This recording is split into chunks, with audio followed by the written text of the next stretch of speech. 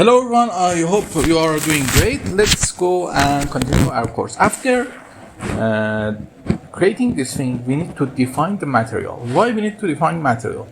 I tell you, this is something for analyzing and designing. Design and analysis. We need to design it. For designing, we need to set the material, what we are using, concrete, steel, wood, everything. We go here, define material properties.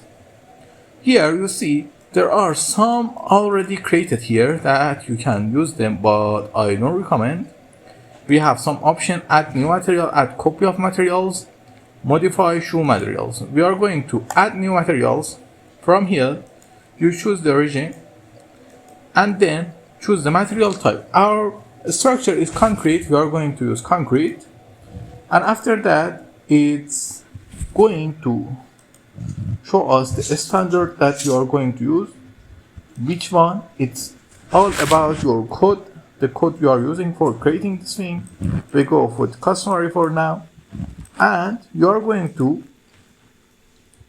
choose the PSI of your material. If you are the civil engineering, you already know what this PSIs mean. If you don't know, don't panic. The PSI, you can convert it to the megapascal or convert it to the thing you need.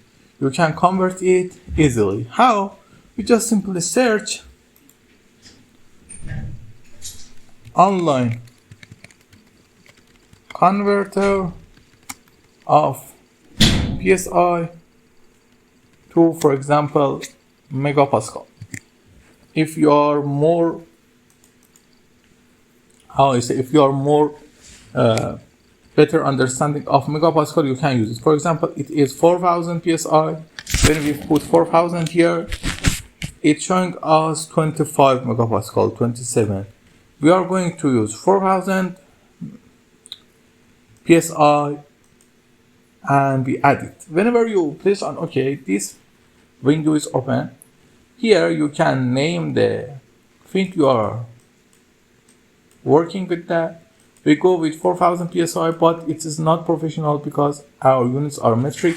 Because of that, I'm going to put 27 M27. We don't have that, but that means 27 megapascal. And don't change these things here.